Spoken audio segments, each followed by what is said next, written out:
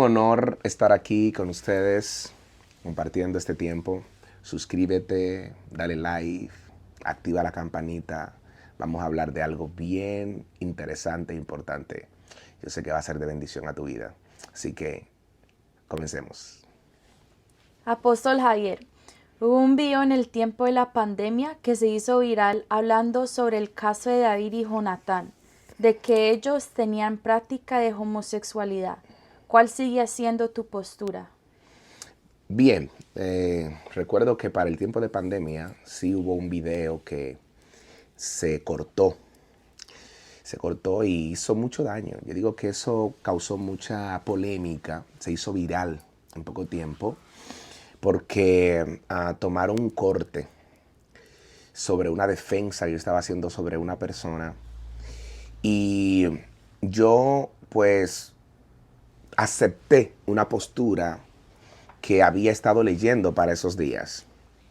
Yo había estado estudiando algo con una persona de Argentina por Facebook llamada Cristian Conti o Chris Conti. Había estado estudiando algunos análisis de Benjamín Olea, su libro Y si David y Jonatán eran más que amigos.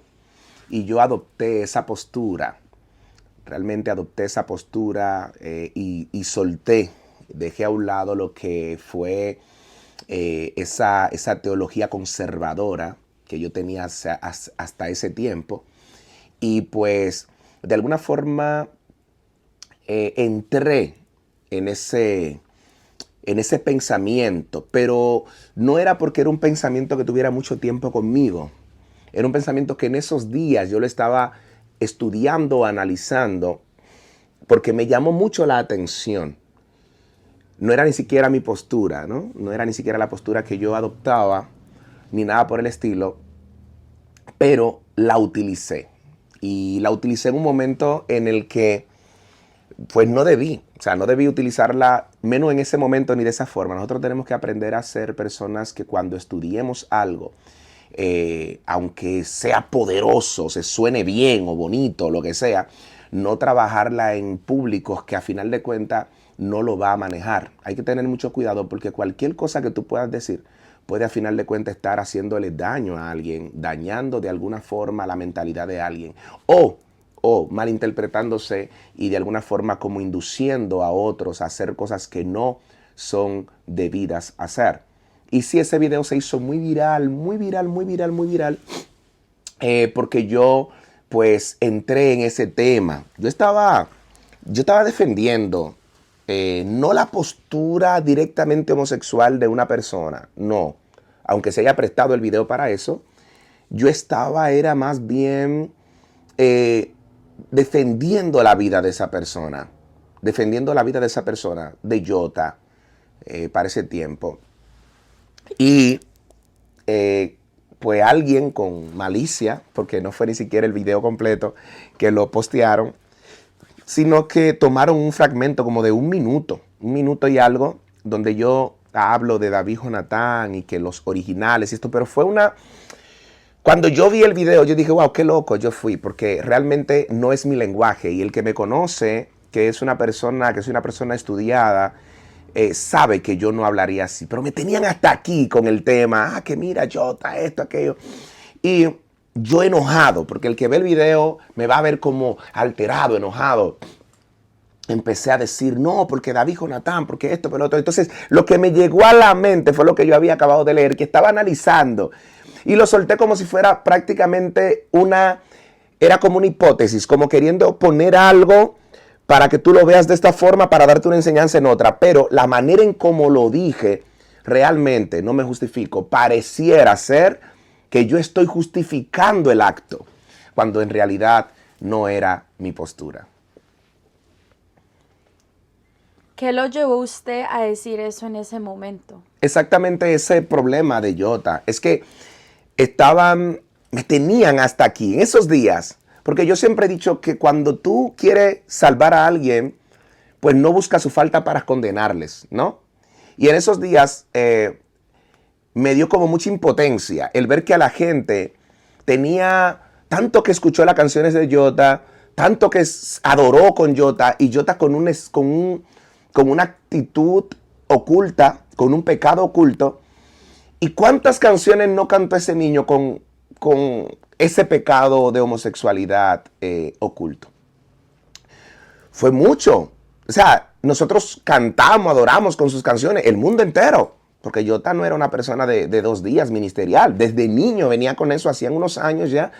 Y las personas, cuando saben por qué él anuncia su falta, empiezan a atacarle fuertemente. Yo dije, wow, pero si realmente nosotros somos cristianos, somos de Dios, y un hermano en la fe entra en una situación como esta, como este pecado, ¿verdad?, de que él estaba cometiendo, y lo anuncia, no deberíamos maltratarlo.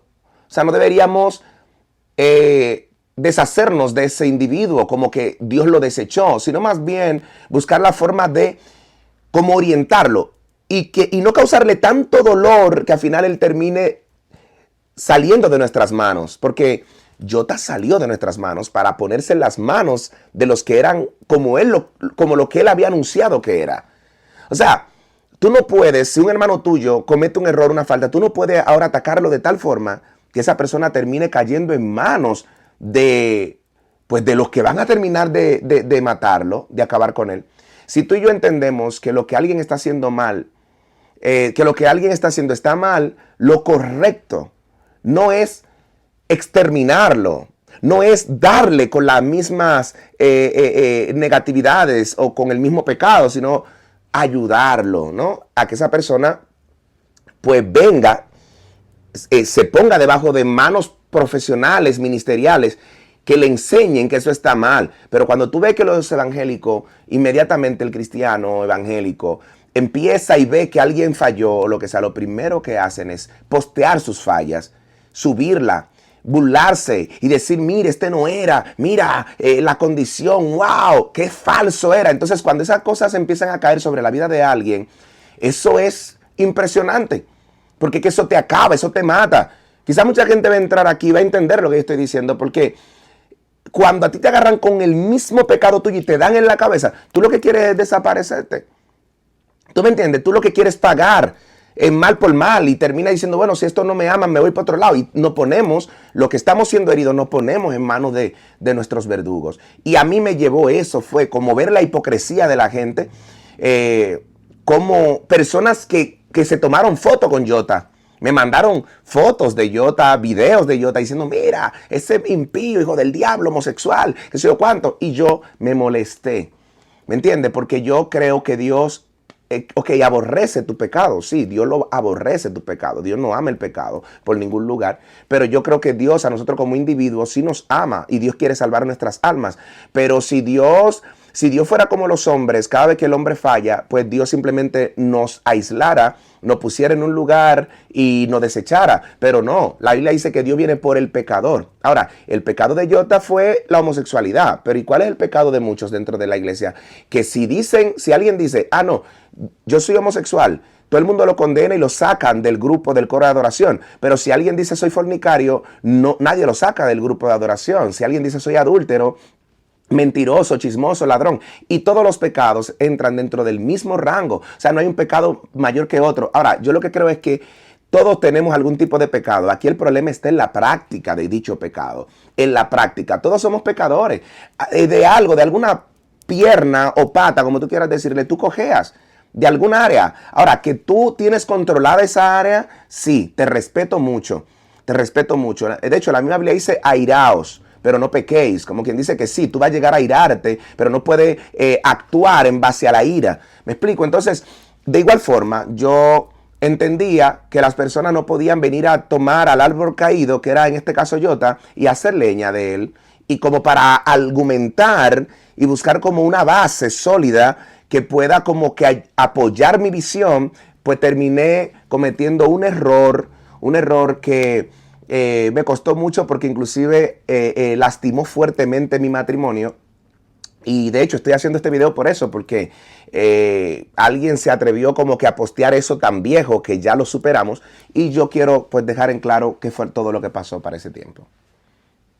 Aunque para este tiempo ya no es su postura, para aquel tiempo cuando sí lo era, ¿usted defendía la homosexualidad o qué era lo que usted defendía? Realmente yo no defendía la homosexualidad ni la defiendo. Para mí eso es pecado tal cual, o sea, tal cual. Ahora, es como te había dicho anteriormente, yo soy de la gente que creo, ¿verdad? Que no importa el pecado en el que tú estés, o sea, la misericordia de Dios siempre te va a alcanzar. Mi postura era esa. Lo que yo buscaba era que la gente pudiera entender ese punto de que, ok, es pecador. Bien, vine y lo comparé con el caso de David y Jonatán, que dicho sea de paso, vuelvo y te digo, no estoy de acuerdo, totalmente. Fue una fuente incorrecta, y yo lo admito, pero bueno, vuelvo y te digo, o vengo y te digo, si el que estudia no comete errores al estudiar, ¿qué estudiante es? Porque no somos perfectos. Los que estudian medicina han hecho práctica, mala praxis. O sea, de alguna forma han hecho práctica malas, incorrectas, y eso no le quita el ser buen médico, ni tampoco que sea lo que él quiera hacer. También el estudioso, el que estudia, el científico, cualquier persona que es analista de algo que es complejo, puede dar error en algún momento. Y ese fue lo que me pasó a mí en ese momento. Yo pues entré dentro de mis cientos de estudios, porque el que me conoce sabe que aquí hay estudio. El que me conoce sabe que puede ir a mi biblioteca, puede ir a mi casa, puede investigar mis mensajes de muchos años atrás, de mucho tiempo atrás hasta ahora, cuando había el lenguaje que no se hablaban, ya Javier Peralta estaba hablando. ¿Tú me entiendes? Ahora, ¿qué tiene la iglesia cristiana? La iglesia cristiana tiene un problema, que la iglesia cristiana a veces no sabe fundamentar sus bases, no sabe aclarar sus ideas ni sus principios, y cualquier cosa les hace turbarse y ponerse enemigo del otro como si fuera algo personal. Por ejemplo, ok, esa fue una postura que tomé incorrecta, pero la gente lo llevó a nivel personal. La gente inmediatamente empezó a decir que yo era homosexual. Yo nunca en mi vida he sido homosexual. Nunca en mi vida he sido homosexual. Nunca. Nunca. Yo nunca he tenido ese tipo de problema ni de situación, pero soy un tipo que habla fino, habla bien, meto la S donde va y quizá tenga ciertos niveles de ademanes que puedan, como soy un tipo que habla bien, utilizo los ademanes junto con las palabras. Porque es parte de mi alocución, porque también estudié locución, sé hablar, sé expresarme. Y quizás la gente, como no soy tan barrial hablando, quizás la gente diga, no, este es otro pájaro, otro homosexual, otro aquello, porque utilizan términos despectivos. Y de ahí sacaron muchas conclusiones. Pero a final de cuentas, yo no he dejado de creer en lo que todo el cristiano cree. Que Cristo resucitó de entre los muertos, murió por nosotros en la cruz del Calvario, se fue a donde el Señor, vuelve de nuevo en el advenimiento. Yo creo en que vamos a ser arrebatados, que vamos a tener cielo nuevo, tierra nueva. O sea, yo creo en la sangre de Cristo, yo creo en el Padre, Hijo y Espíritu Santo. O sea, yo creo en sus manifestaciones, yo creo en todo, lo mismo que tú crees. Ahora, el hecho de que yo haya diferido en cierto punto a algo que ya tú tienes como claro y que yo pueda haber alcanzado una interpretación, aunque sea errónea, eso no me hace a mí negar lo que sí sé que me puede salvar, que es que creer en Jesús, creer en lo que nuestro Señor puede hacer con nosotros, lo que Dios está haciendo con nosotros y lo que Cristo hizo por nosotros. O sea, de ahí nadie puede meter en balanza pues mi fe. Y aunque yo haya pensado en algún momento que David y Jonatán habían tenido una práctica homosexual o algo por el estilo, a mí no me quita la salvación a mí. Ahora, sí puede ayudar a que alguien malinterprete eso y crea que es una justificación al homosexualismo, que dicho sea de paso, quiero aclarar que no estoy de acuerdo. Para mí es una práctica inmoral, para mí no es de Dios. Rotundamente no es de Dios, Dios no está de acuerdo con eso. Y para que a algunos se le aclare la mente, vuelvo y digo, fue una mala interpretación, yo no estoy de acuerdo con que eso sea así. En mis estudios recientes, luego de eso, haciendo analíticas, observando, haciendo ciertos estudios lexicográficos, trabajando exhaustivamente el texto bíblico con buenas exégesis gramatical, exégesis del texto bien profundo, Pues sí, me doy cuenta de que era una gran amistad que ellos tenían y que por esa amistad que pudo haber muchas confusiones, pero la realidad es que su amistad era muy poderosa y los llevó a cumplir el propósito de Dios. Era necesario un tipo de amistad como esta para poder cumplir el propósito de Dios. Dios es que hace que este tipo de cosas sean así, aunque nosotros a veces, por los muchos estudios, no lleguemos a comprender eso. En este tiempo, ¿usted qué cree sobre la práctica homosexual? Bien, ¿qué es pecado? ¿Qué es pecado? Dios creó varón y hembra. O sea, Dios creó varón y hembra. Vuelvo y digo, la práctica es una cosa, pero la homosexualidad es otra. Por ejemplo, hay gente que tú lo vas a ver que tienen el pecado de homosexualidad en ellos, pero están luchando en contra y deciden ser no contra naturaleza, sino naturales. El problema no es tener un pecado, ser una persona que tenga, ¿cómo te digo?